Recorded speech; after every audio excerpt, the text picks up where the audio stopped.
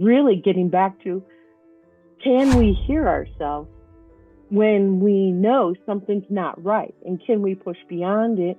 Or should we stop and take account for things? Are we running fast forward to make up and to become something that is not our destiny? And it may be in the wrong direction. So it's those little nuances that maybe not, but it's hard to hear them. How do we maintain our integrity and our confidence and our being without selling out to the world for minor victories when the internal route is the major victory? Everybody chose gratefulness, and that's wonderful because it's beautiful. However, forgiveness really gives us more latitude, and that ties greatly with acceptance, because we have to accept the things we cannot change or fix, or someone else's personality in terms of a relationship. You're in a marriage and that person became something. You can't forget. You have to accept that. But if you practice forgiveness with that at just on a daily level, you will find you have a lot more mental space.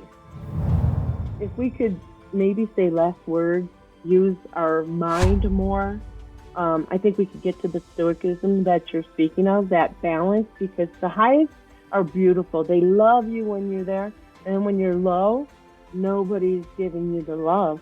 So it's almost validating to go high and stay high. But actually, the temperamental balance of what you're saying is for your organ production, for your state of mind, for your ability to perform at your best. It's important that we find our balance and that we rest when we say we rest.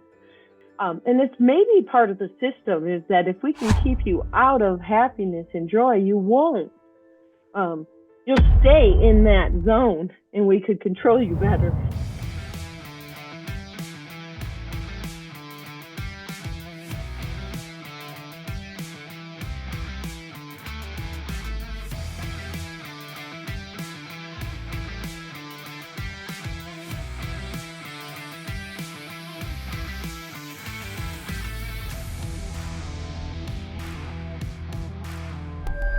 Hi, I'm Sifu Slim, coming to you with another message about your health, happiness, and wellness, and trying to connect mind, body, and spirit. Really important things. A lot of people are trying to manage the challenges they have in their life, trying to keep those things in balance, and today is another conversation that can help you in that direction. And if you'd be so kind right now, if you could give us a thumbs up and consider subscribing. And then if you have any questions or comments along the way of this podcast, feel free to leave them in the comments down below. And if you want to connect with one of the speakers, me or Jody Anderson, who's the guest today, you're welcome to do that. Our information will be repeated a few times during the podcast. And also, we will have that information in the information provided part of this video with our websites, ways to contact us, those types of things. So Sifu Slim wishing you folks all the best in this journey. And here we go with Jody Anderson, who is a holistic grassroots life coach. She's an author, a songwriter, trance medium, clairvoyant, and a spiritual teacher. And I've had the good fortune to have spent some time with Jody Anderson over this past year, and her skill set doesn't come from just this earth. It comes from the universe. And that's what I think you'll take away, the magic that's provided, the information that's provided, and ways for you to connect with yourself and using the information that's out there, the energy forces that are out there in the universe that our ancestors knew, hunting and gathering people knew, shamans knew this, and they still do. And we're trying to connect you with that source, that information, and that connectivity is another word to say it. So Jody, say hello and tell us where you are this lovely day. Well, hello there, and thank you, Sifu. That was a marvelous introduction. So I am Jody Anderson. I have done many different things over the last 35 years that have all been about finding my true path and my true journey. So it's been quite exciting to be free over the last 20 years while producing um, my own platform, so to speak, in terms of what I wasn't to what I am today. So I always enjoy our conversations as we've had them, and like your depth in the content that you cover. So I thought, wow, this is a wonderful time to maybe break open a new paradigm and start creating from our magic versus our effort. So, Jody, it's interesting to me. One of the themes I've been chipping away at these last 5 years or so is the idea of being dedicated to your job, your family, your church, your pets, your automobile, your home, all of these things that make up part of the demands of getting through our average day.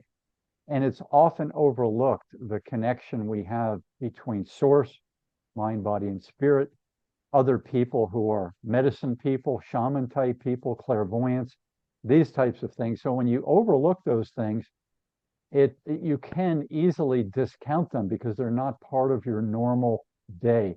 Could you talk a little bit about that? Yeah, what's interesting, I feel, is that the society norms kind of constrict you from exploring outwardly or inwardly.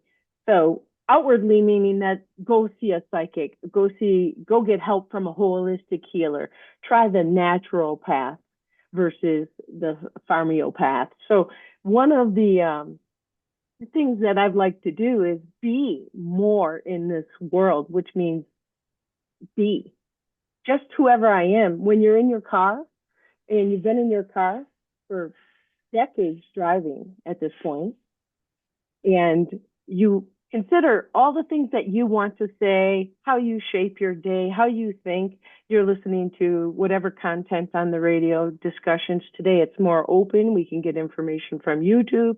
Google has answers to almost everything. So we're looking at ways how we can connect to our inner self while we're being distracted completely by having to perform out of effort where we are because of this fitting in and having to have everything that we feel it makes us normal. So it's really difficult to let go of those strings that are holding us to that 40-hour week, which turns into a 60-hour week, maybe 80 hours.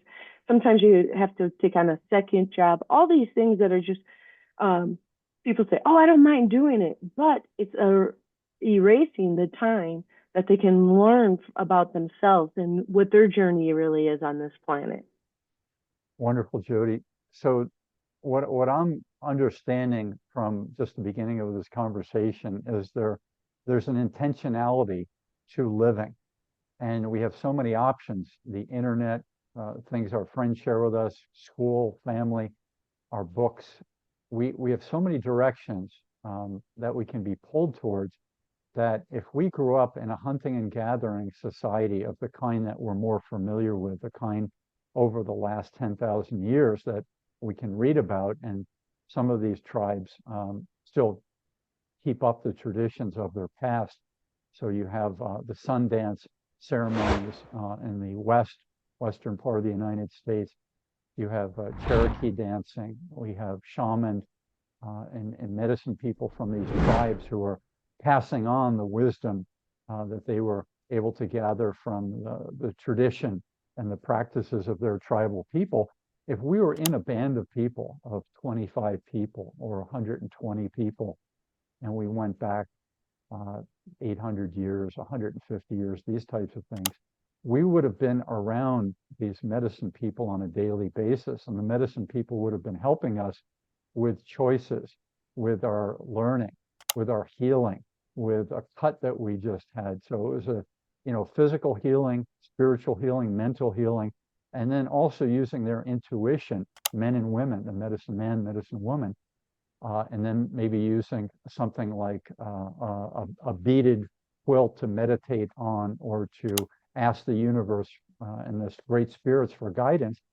or crystals, or maybe a ceremony with water, or a sweat lodge with buffalo skins over the bent wood saplings, these types of things.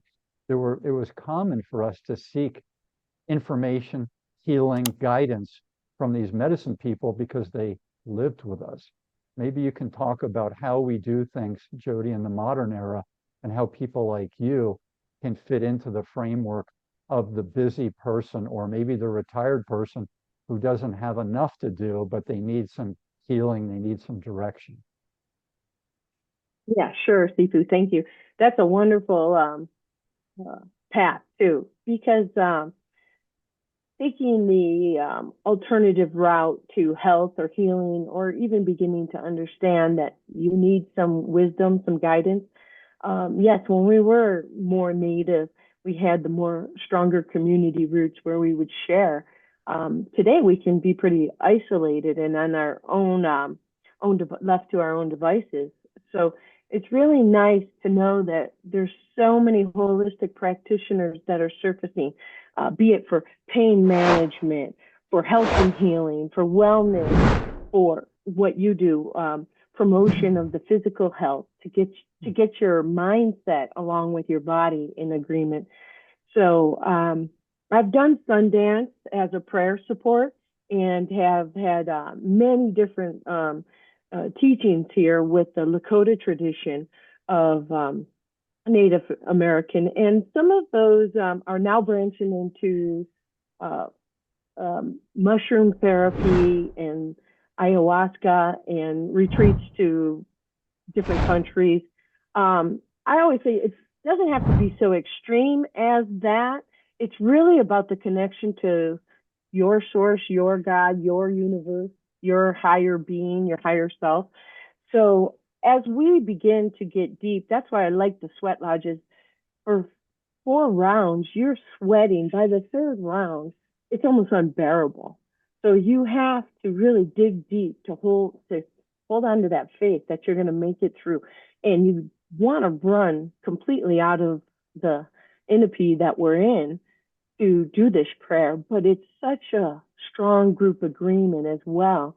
So there's tons of information out there today. And if you go participate in a class, say a class where I learned my training, that was wonderful because we were all in agreement. We had an agreement, but when that agreement ended, a lot of people felt like they were cut off. So you go and you experience another group agreement. But the important thing is that from all of the activity that you can do to learn more about yourself, you really need to take some time to internalize it. And that's where our nature walks and our, downloads and debriefings with our friends and the colleagues that we know and trust can really help, bring that information into that core seed that you're kind of seeking. You don't know what you're seeking because you're lost, you're aggravated, you're easily distracted. There's plenty of things today that are taking us away from our internal philosophies. So if we, like I say, when we drive in our car, we have that moment where we've always driven in our car. We always have been with ourselves, listening to whatever source it is. So imagine if you could take that 50-minute drive and now turn that into a 50-minute walk where you're having that same conversation, but this way you have no input except from nature. Now we're really understanding our purpose and our value. So I have some colleagues that have said, gosh, there'll be thousands of people that come to your funeral because I'm just such a light and such a source for them of information. But I find these people everywhere. It's little tidbits to the younger generation to think. It's to get connected to their health, to their life, to their choices. It's just a matter of wherever I meet someone and they say, oh, I haven't really felt good about myself since my auntie when I was 7 years old told me I wasn't good enough. And here, this woman's 60-some years old and she still has that belief. So we could change that in a second. That is just an old family pattern that is out of present time. We can remove that by just honoring today that you're a full grown woman that has taken so many leaps and bounds. And she's a director at the university, and she has those feelings. So if someone with that much of a college background and a great source of income and dealing with a multitude of different people and at different levels, if she can feel that way, can you imagine what the mother that has to work two jobs to get her kids off to school and doesn't have any time to think? I mean, can you imagine the differences there where she's doing it out of lack? The other one has lack as well, but in different arenas. So I feel like everyone is searching for an answer, and I'm just there, hoping to assist them with a little bit of validation that their answers will come to them if they seek them. That's the hardest part, is getting them off of the hamster wheel to seek that information. Wonderful, Jody. Some of these things that you mentioned lead me back to where I was last night. I was at a trauma workshop, and it was very, Wow. it was, I would say it filled up half the seats of a small church meeting room. And it was, probably 40 people came to this event. And I think this subject is widespread, and the ability to handle it is also something that is on the radar right now, because there are lots of psychologists who are very booked. Social workers are extremely, the towns and counties are understaffed to handle all the needs of the social workers. So there's just a big need for people to validate what you're going through and to see if they can provide some assistance. So one thing I took away that I jotted down was the one definition of the word trauma, and maybe Jody, you could comment on this: something that cries out to be healed. Yes. Yes, Sifu, that's a great point. And we're all seeking. You found a room of 40 people that were seeking some information at different levels, and they had gotten to a point that they had to do something else. That's beautiful, because yes, the social workers, a psychologist, my friend, went from social work to psychology, and I told her the same thing. I did a lot of psychology up until my mid-30s, and I told her, I just don't have 20 years to do this work. I want to do it in 20 minutes.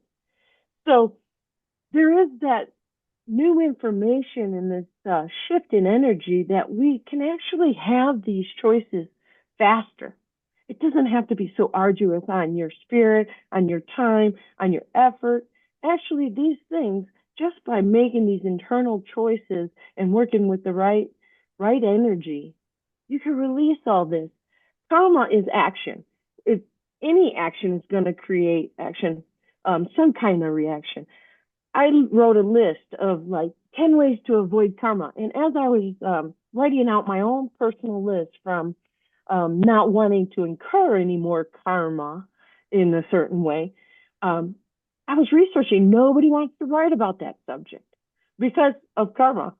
So it was quite interesting. I have a great top 10 list. I'll share that with you as well, so you can put this together with the podcast. But we are all interrelated, and karma can be beautiful, and karma can be telling.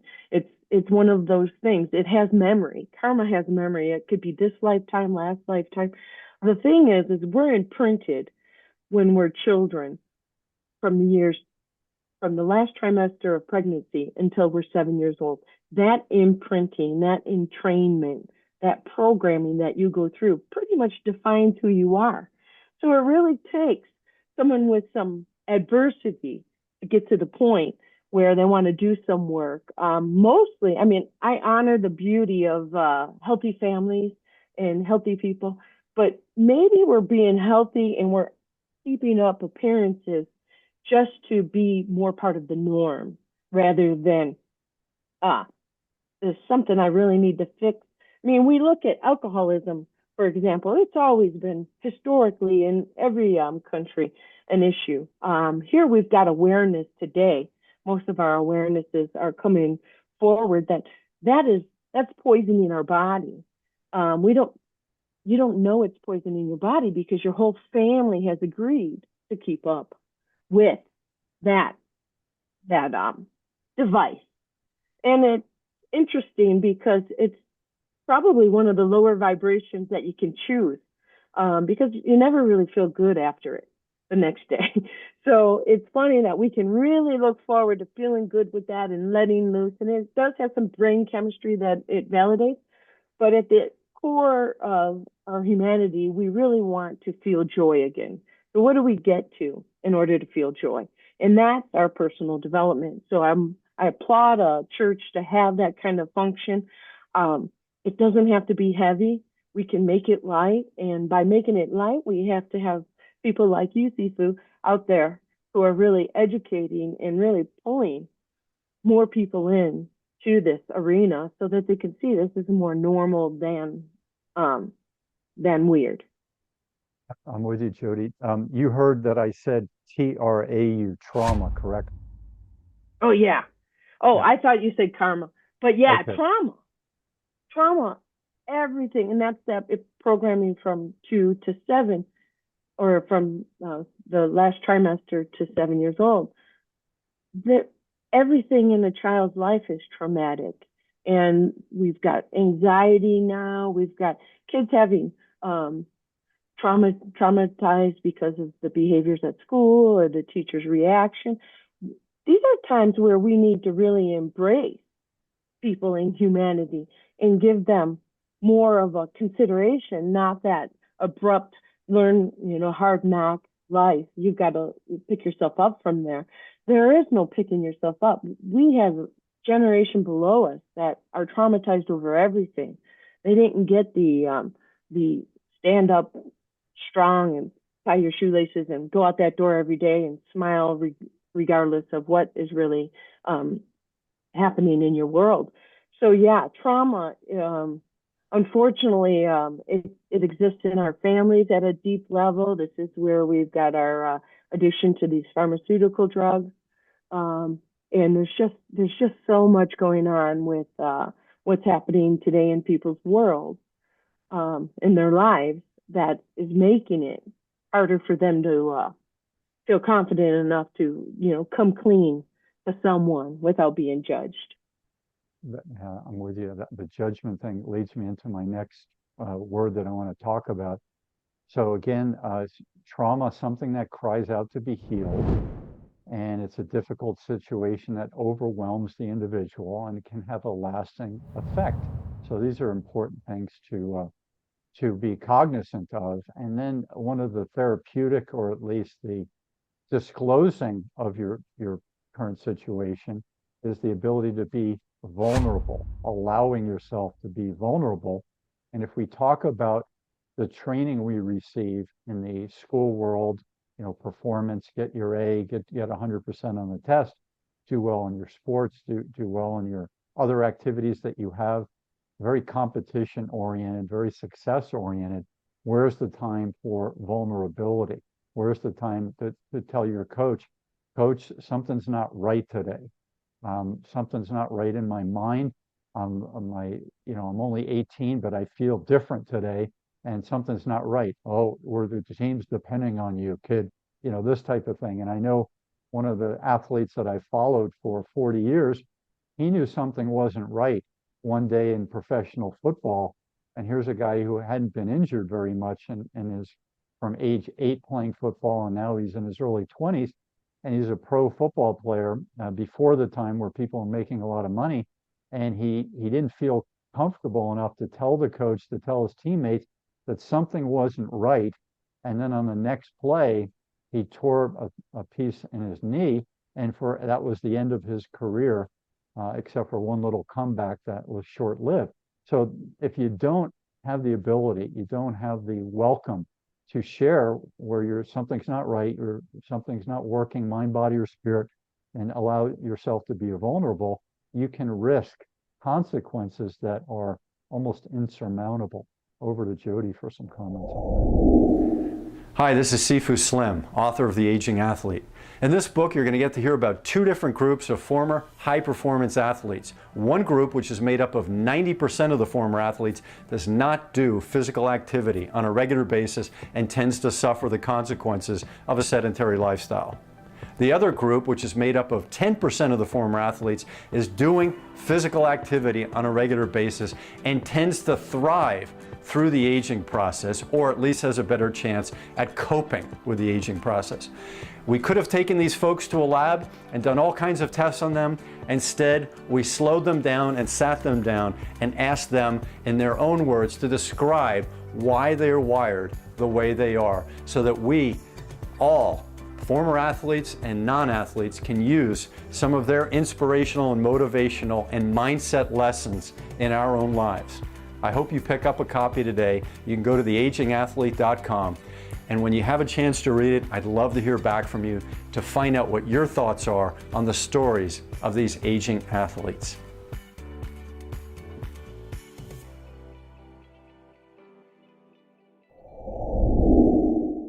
Yeah, Sifu, that's a significant thing because you've got the vulnerability and you have acceptance.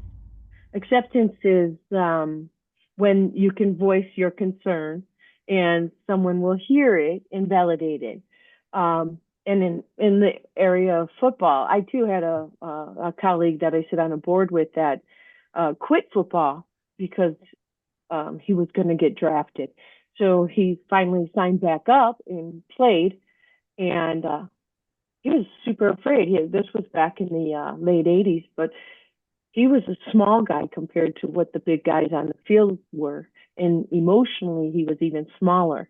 So he felt quite vulnerable. He only played about 5 years, had a great career and does a lot of wonderful things for kids today with a foundation. And he builds that character for academic and athletic performance. So that's a beautiful foundation. It's called the Me for Youth Foundation, Me Phi I. That's a sorority out of UCLA, down by you somewhere.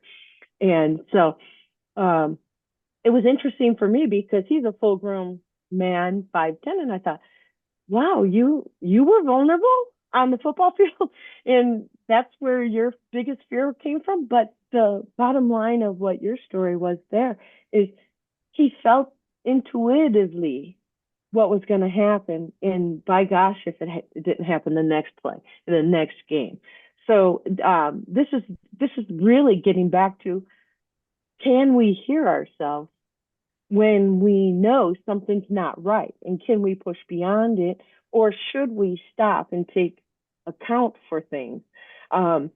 Vulnerability is probably one of our biggest issues that we've got to face individually. I know these children with fitting in and bullying and all the things that are going on in the schools today that are forcing people to go to homeschooling and different avenues and moving and driving their kids across town to get to a better school. These are real concerns for the next generation.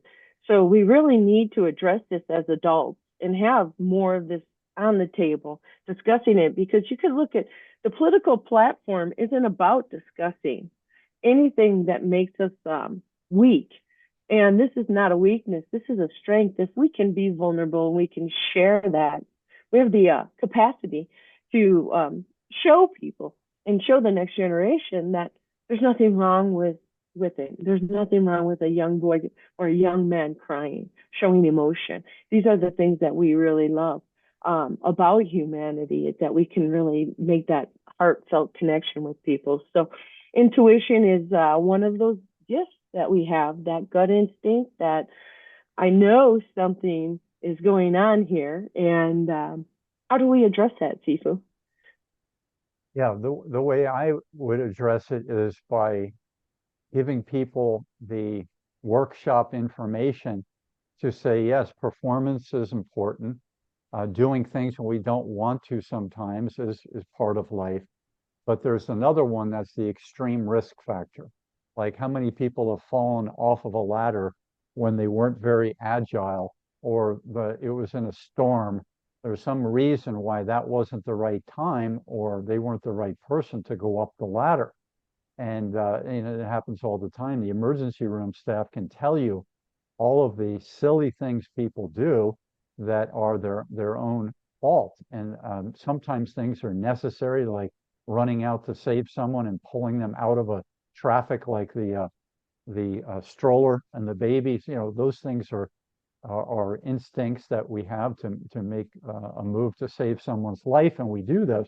But the ones where we have the choice to not go up the ladder at the current time because we're not agile, or we're on a psychotropic drug, or we're morbidly obese, or whatever the reason is, don't go up the ladder. Live another day. Hire someone who's fit and maybe younger or more agile than you to do the ladder work. So it's this idea of thoughtfulness, mindfulness going into the thing to assess the risk factor, and being allowed to assess the risk factor, not having to do everything in our life with that knee-jerk reaction, or that high performance need, win at all costs type of reaction. Over to Jody for her thoughts on that.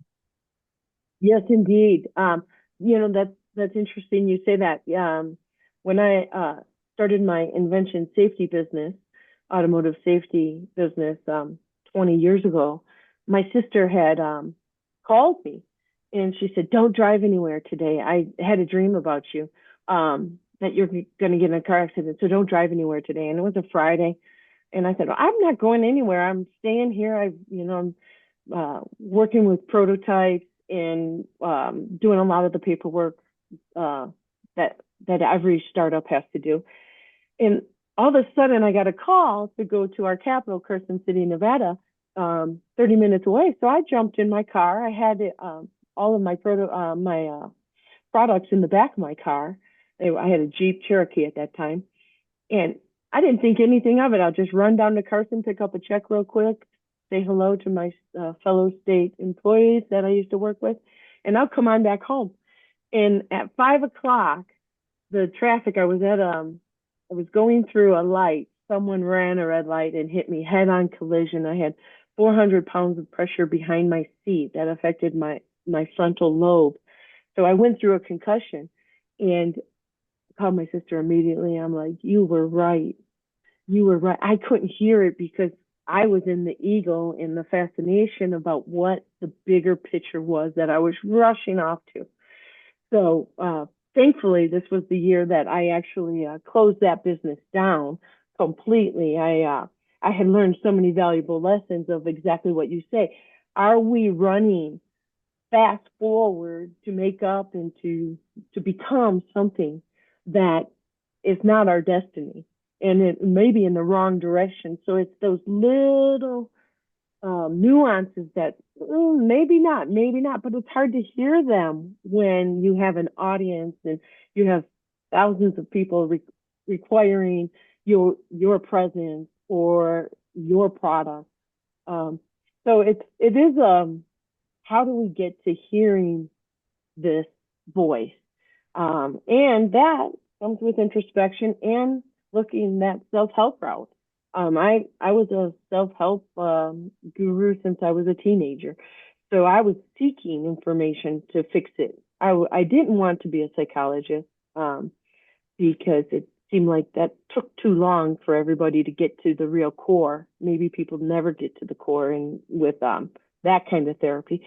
So I really never, that wasn't my game. But we really have to start promoting this deeper, because you're seeing people in the professional sport franchises that have to admit this now. You're seeing in the music industry the faults there of what people are giving up to be that Adele, what she gives up to be who she is. And then now she became such a personified individual. Can she ever go back to where she was? So how do we maintain our integrity and our confidence and our being without selling out to the world for minor victories when the internal route is the major victory? One of the things, Jody, that I was prompted to think of as you were speaking besides being vulnerable, the word acceptance also comes into play. So when you ask me about some of the ways that we can work towards making the right decisions, the ability to say no is a very important one. Imagine me in the 1970s, back, it was kind of like the Middle Ages of sports of the 20th century, telling a coach no. I mean, it was almost unheard of, but I did that a few times because I'm an empath, because I know my mind, I know my injuries. I have a big aversion to injuring myself, especially when I'm not getting paid $10 million to injure myself. So I'm not getting Right. made more sustainable. I'm disabling myself for the rest of my life at age 16 for no apparent reason other than the coach learned that way from his father and his coaches. And I had a father who asked me to do the best I could in everything I did, but never went to the level of pushing myself to injure myself to risk my future. So this acceptance is something I think we should touch on.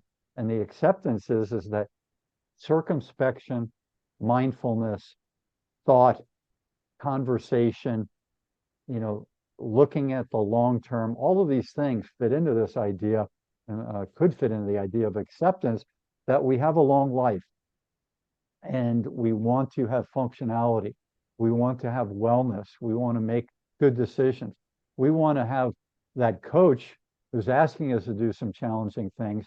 If we like this coach, we want to be able to go to the reunions 20 years later, 40 years later with that same coach and not have an axe to grind because his decision and him asking me to do the impossible injured me for the rest of my life. So I'm showing up with a knee that's clicking, or worse, being in a wheelchair or something, right? So I'm thinking all these things ahead of time. This idea of thinking for the long term, using my intuition now, so that it's going to help me for my long term, and I become less of a burden on other people, and I become more of a helper to other people because I am functional. Over to Jody. It's so true. I mean, imagine your younger self and your older self. But really, I think it comes to parenting.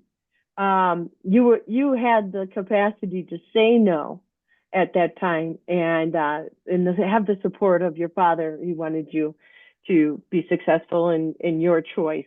So choice is so much an individual thing that when it comes to acceptance, most of our choices that we're making are maybe programming from from our coaching, from our the accolades we get when we feel good and we're out there on the stage and performing to the level that we can, that high confidence. So I agree with you.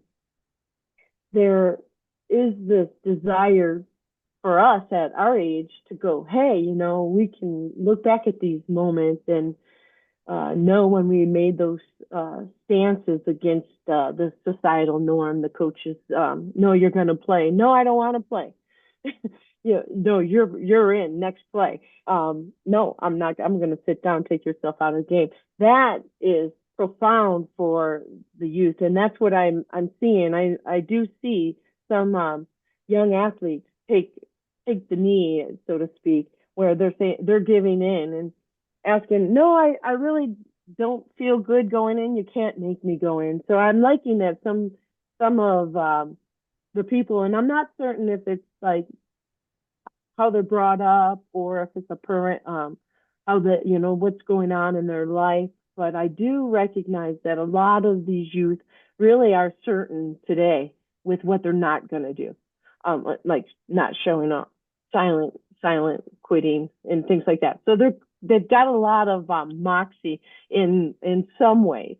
So I do have a desire to believe, a hope, I guess, to believe that them taking a stand, a personal stand of what they will and won't do is strong. But it gets to the point, what you're talking about here is in acceptance, is what the planet, the passport off the planet is forgiveness. Jesus died for our sins. So forgiveness and acceptance, if we can forgive everything, what harm would that do? I forgive this person at that traffic stop. I forgive that person that hit me in the car accident. I forgive my partner. I forgive. If we could get into a mode of forgiveness and not just gratefulness, everybody chose gratefulness, and that's wonderful because it's beautiful.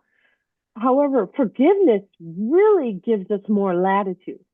And that ties greatly with acceptance because we have to accept the things we cannot change or fix, or someone else's personality in terms of a relationship. You're in a marriage and that person became something. You can't forget, you have to accept that. But if you practice forgiveness with that at just on a daily level, you will find you have a lot more mental space. And nobody teaches us that. I mean, they say, oh, here, forgiveness is this. Jesus died for our sins. That is the ultimate forgiveness. But can you forgive me? We apologize all the time, but we don't really mean it. We're saying the word sorry, which I always tell everybody, no, not sorry is the new form. I'm not sorry. And I apologize if I did something and I take inventory for making such an assertion or taking a luxury on your behalf that I wasn't thinking of. Those are real sincere things. But if we can get forgiveness in there and we can forgive, we would have a much more joyful world around us. Yeah, that makes a lot of sense. Yeah, I think it's one of the it's truly helped me even through the extreme political wars and everything. I am practicing forgiveness all the time now because, people are on what side and this side and whose side. It doesn't really matter. We're all still the same humans. That doesn't, it just adds, it's a perfect time for us to forgive. Because if we can forgive, we are opening up the conversation. Wow. Yeah, forgiveness. I think the relationship between forgiveness and ego, weakness and fear, all these things are fascinating things to learn about and to become more vulnerable, to have more acceptance, more peace.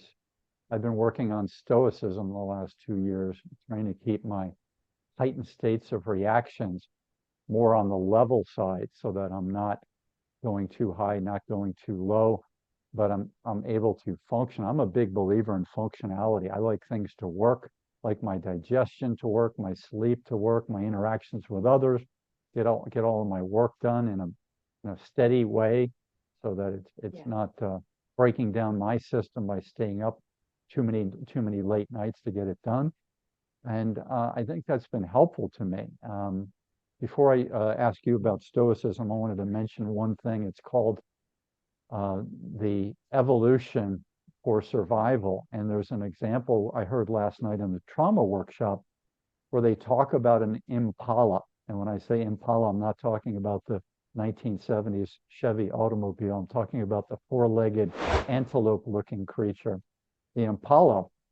And when a cheetah is chasing the Impala, or another Impala is in the area and he sees the cheetah and he's in that line of being caught by the cheetah, it happens that on a regularity that the cheetah will collapse and faint. Imagine that, when your life's dependent on it, you collapse and faint, and it goes unconscious. And when the cheetah draws near it, it doesn't bite it. Why? I'll ask Jody if she has any idea why. A group of impalas have found refuge in the shrubs, whose flamboyant colors merge with their tawny coat. Duma advances, trying to pick out her victim.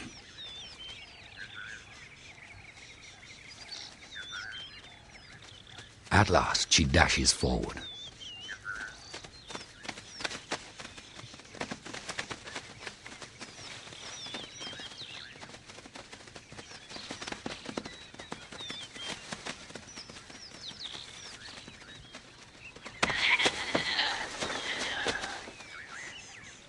This time, Duma has killed a good-sized female impala.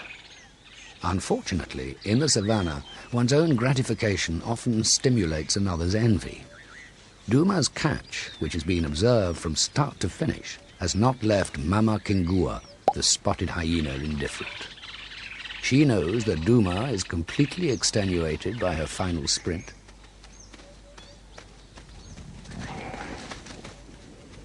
And yet, things may not finish as we thought they would. For sometimes the weak are capable of cunning dissimulation.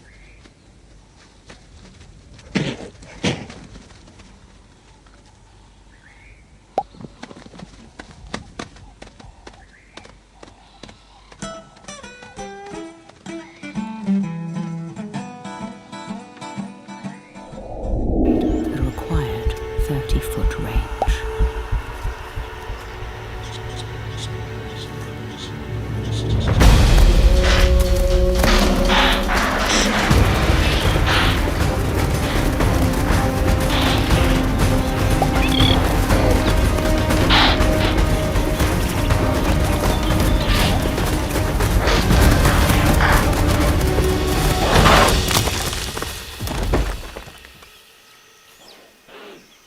Clamping her jaws over both nose and mouth, she can stay clear of those stiletto horns and cut off its airflow.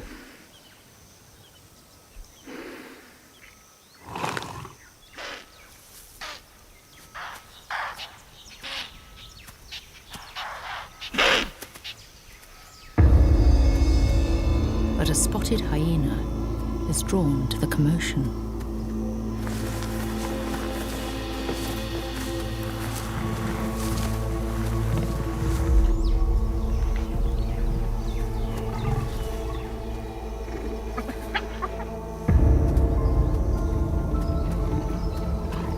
Close to twice the weight of a leopard.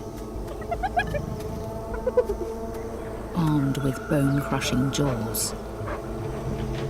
This opportunist won't pass up the chance to cash in on the hard work of others.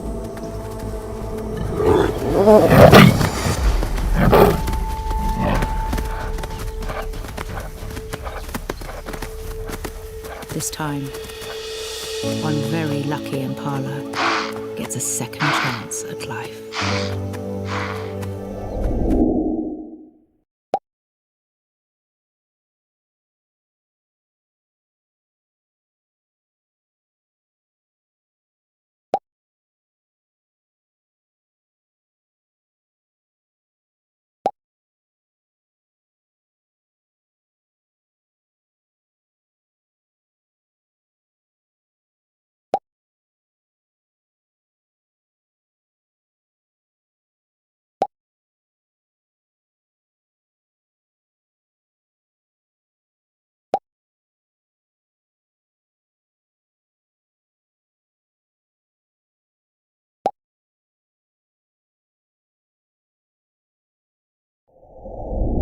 Yes, I agree. The balance of the highs and the lows, and when you get to a place where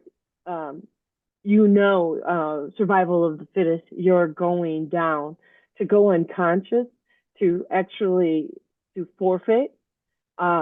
What a gift that is. Talk about innate talents that these animals have, the innate ability to for survival. That is wonderful there. And to go unconscious, to be prey. But because you're prey, you're no longer enticing. You're no longer an option for dinner.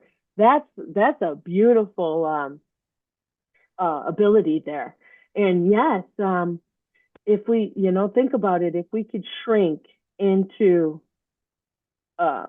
not a lesser self, but if we could shrink when that, for instance, when prior to the last 3-4 years as a CEO of the business safety invention business and going around the country speaking about my product,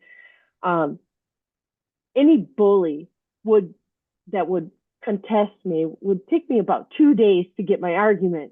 fact. Oh, I'd say this today if this was the case. If that man said that to me today, I'd say this. So, that takes 2 days, 48 hours for me to get my process to stand up for myself. So, if you could just shrink and go down to the unconscious level and then come back and still live again, what an ability that would be. We unfortunately get engaged, and it takes a personal toll on us.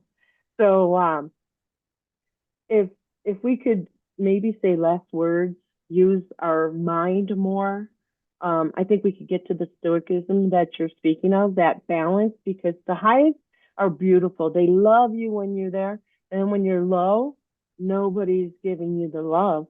So it's almost validating to go high and stay high. But actually, the temperamental balance of what you're saying is for your organ production, for your state of mind, for your ability to perform at your best. It's important that we find our balance and that we rest when we say we rest. It's so easy to get caught up today. The internet, the phone, there are so many distractions. Just try to imagine if the phone was, going to yell at you every time you looked at it, if it was going to burn you when you touched it. We wouldn't go to it so often. These kids today, that's the only thing they have, is that connection to this world that they're trying to fit into. So we really are doing ourselves a disservice by going high and going low. If we have a platform like yours here today that we could maybe teach, a baseline of energy. My friend says I'm an extreme extrovert, and I am actually in control of that now. It took me 25, maybe 45 years, but I am in control of my extrovert finally.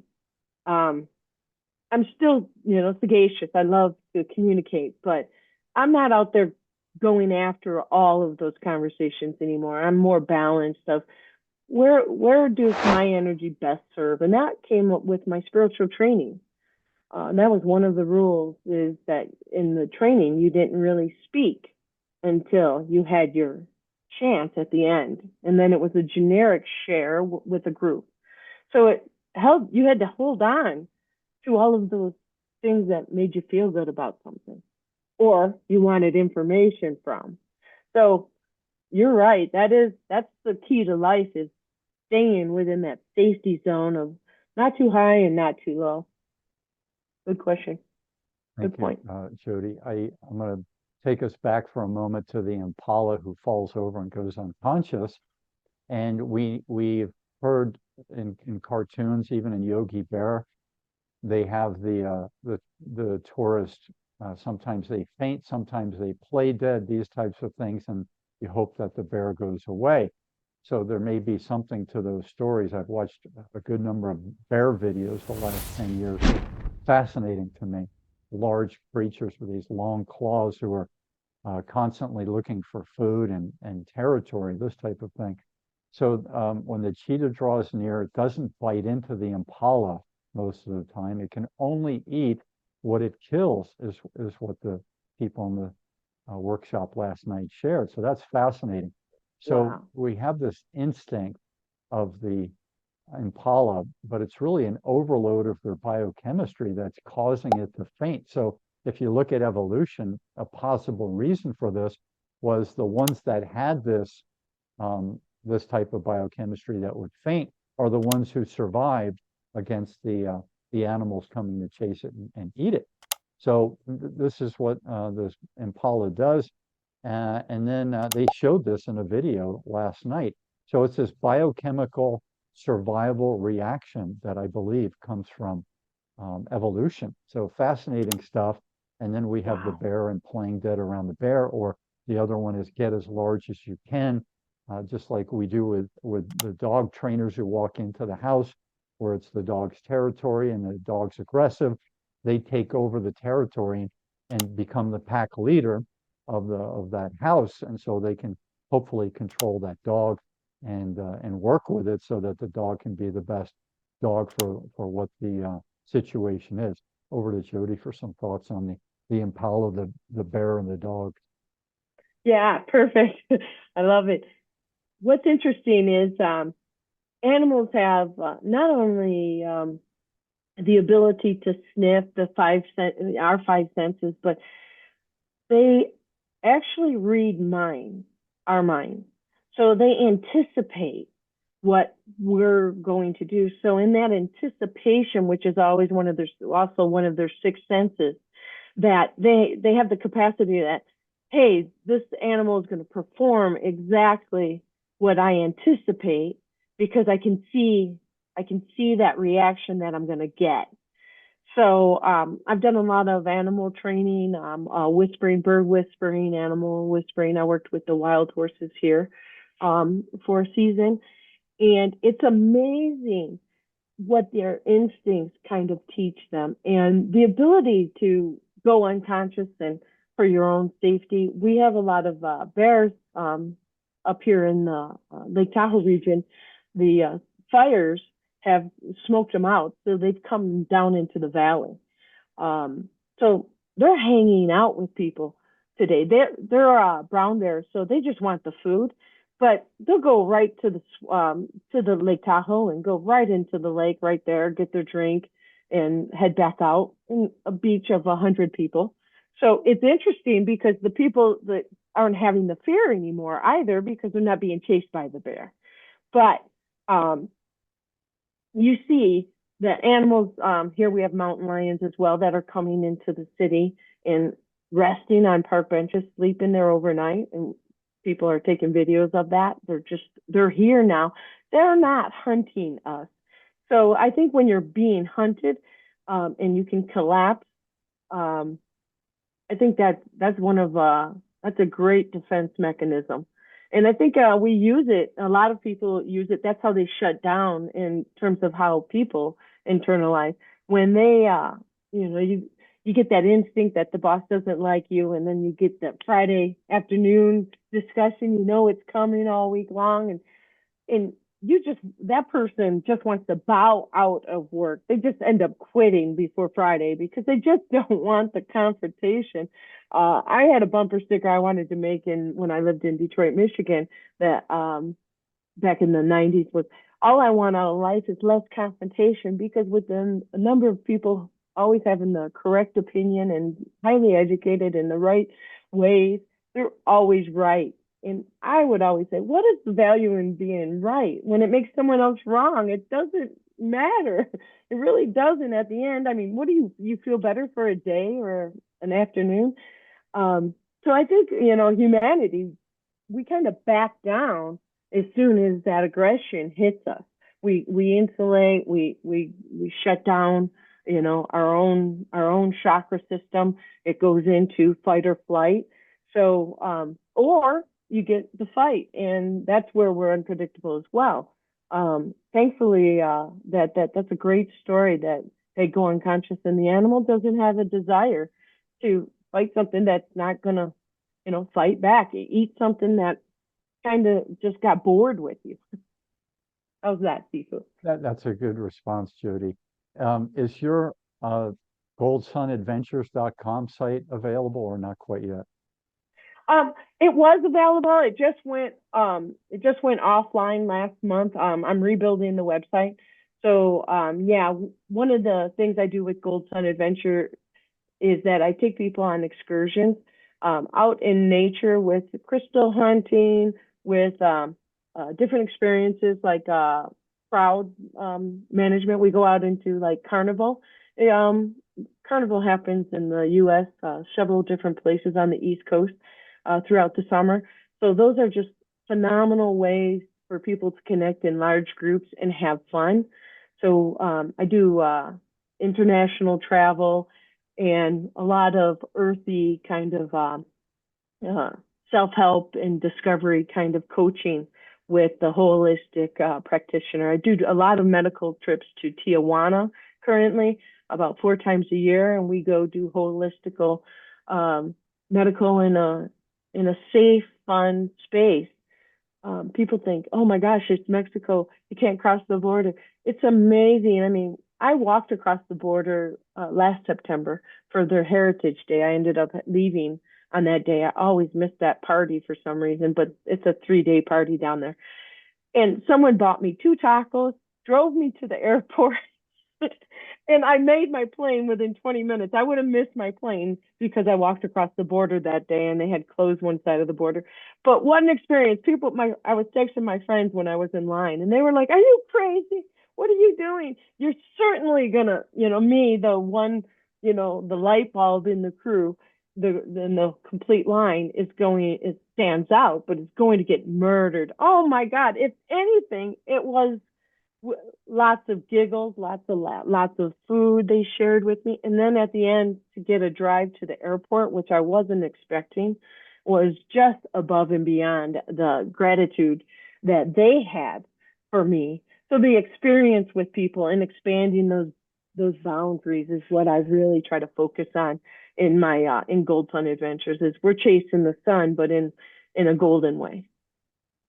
So when you have that back up, I'll put that back on the information under the video so people can connect with you.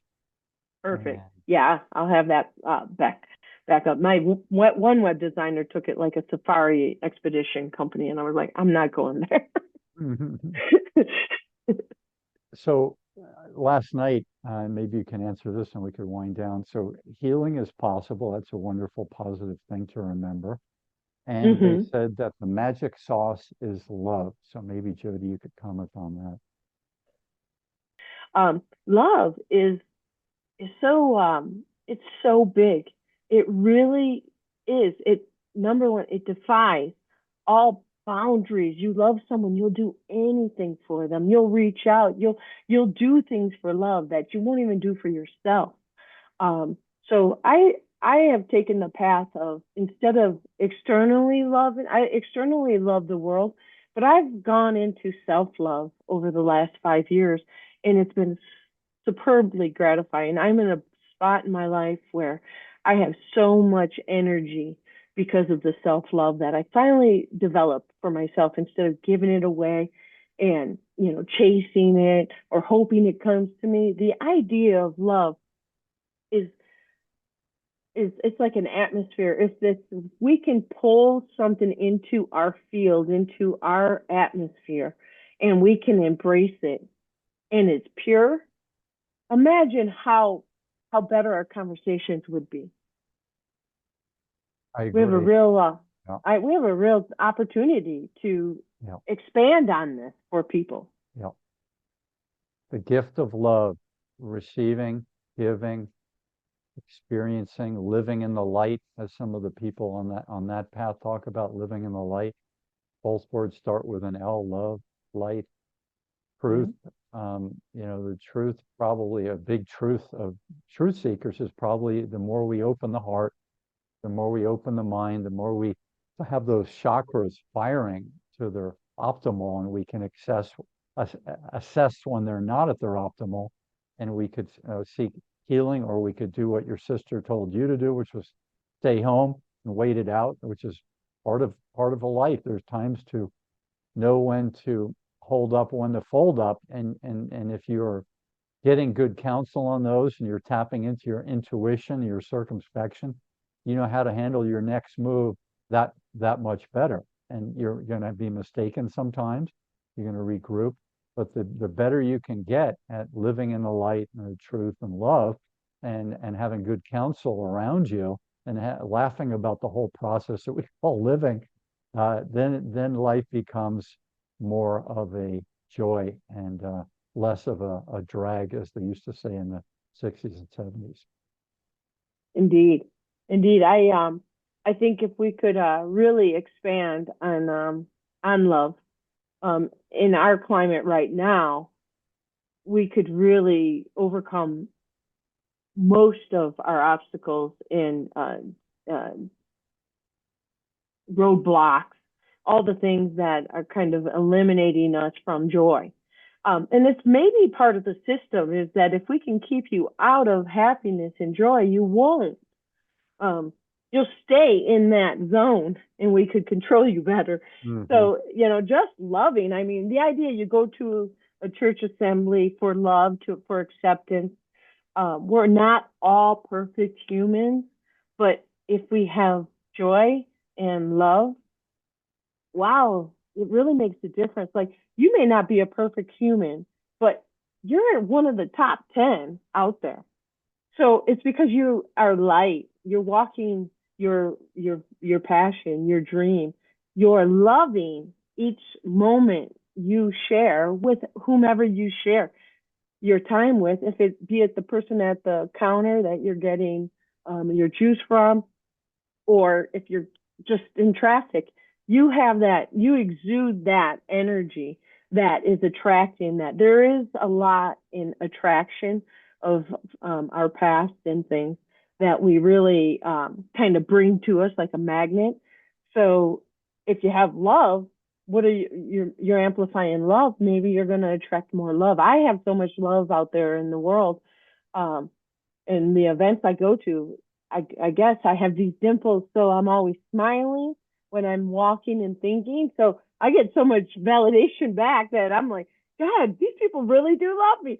And I think it's because of my energy as well. But it's amazing that I get the validation immediately. So if we could have a wonderful experience in our humanity, loving more, I think we could really change the trajectory of where we're going. So I'm going to wind down with a couple of things that are on my desk so the people who are out there seeking some ways to get some enjoyment as well as some therapy in front of them. I'll show people what the Sifu is eating. So Trader Joe's is one of my go-to places. Raisins are good for you. Chocolate is good for you. Imagine combining both. There's my Raisinets from, they call them dark chocolate. Don't get the milk chocolate. Dark chocolate covered raisins. And that's a lot of fun things to throw into your gullet when you're at the end of your meal and you want to have a little dessert. It's very easy and they're not very expensive. Here's more chocolate. This is from French, noir éclat, which means a bolt, like a bolt of lightning, éclat, or a sound, a blast of thunder, éclat de tonnerre. And then it's got amande noir with almond in it, almonds. Mm-hmm. And it also has, what else here? Fleur de sel, flower of salt, Guérande. I don't know what Guérande means. It might be a region in France, but it's a bio, which means natural, organic type stuff. So there's another chocolate setup for you. And then I'm going to bring us back to the Little Rascals in the 1930s on television. They always had a spoon available if they were getting a cold or it was cold season from their mother of either castor oil or cod liver oil. And they did you can see Weezer just squinching his face when he saw that tablespoon of castor oil coming towards his mouth. But amazingly enough, if you read up on castor oil, has a lot of healing properties in it. And I was away from castor oil for a long time. I wasn't away from fish oil, but I got back into castor oil, and a real easy way to do it is in these gel caps. So over to Jody for her thoughts on dessert and one or two therapeutic things that she likes. Oh, that's lovely. That's lovely. I love the castor oil. They are doing so much with it today on a holistic way. Liver cleanse, where they have patches for the neck to revive the beauty in the skin. They've got a lot of holistic and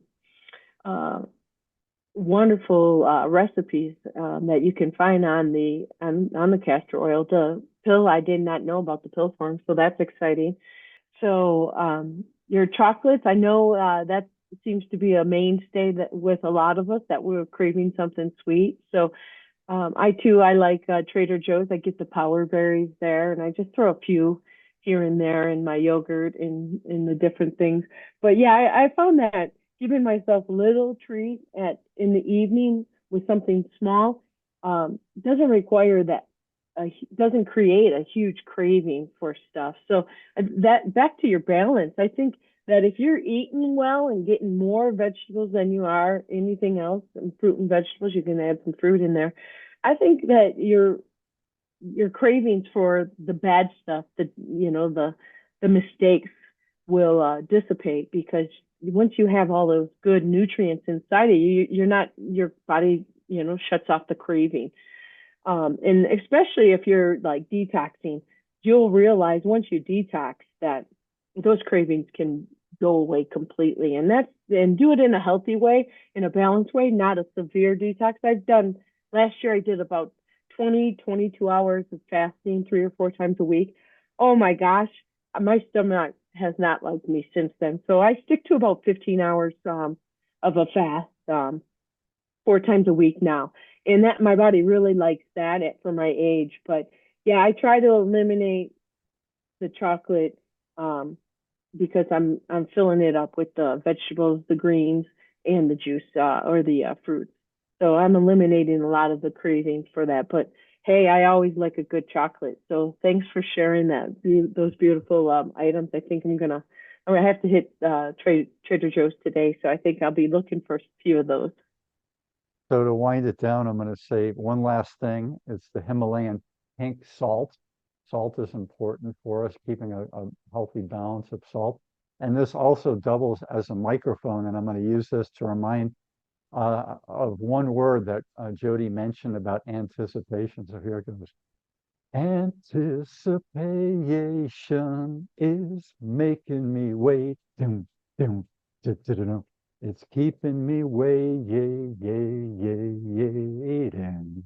So there it is, folks. Please like and subscribe and leave your comments down below. And we will be back in the future with another Jody interview so we can learn more and hear her thoughts on some other fun topics. Maybe we'll even touch on traditional women versus modern women. That's something I wanted to talk about with Jody, who has some interesting things to share. And the modern relationships, what's going on, what's all this swipe left, swipe right, and go for the one night stand stuff. This is a little crazy to do when you're 45 years old. Maybe when you're 18, it used to be a pastime, but when you're 45, shouldn't you find someone you want to spend some time with? We'll talk about these things in a future conversation. Any last words from you, Jody? Hey, just keep doing what you do. I love it. Sifu, can't wait to see you again. So I'm heading out to Miami this week, but love to catch up with you. And yeah, definitely break down some of these relationship, spots that they put us in, and how we can peacefully and happily create and find someone on our path of joy. There you go. Big aloha. Take care, folks.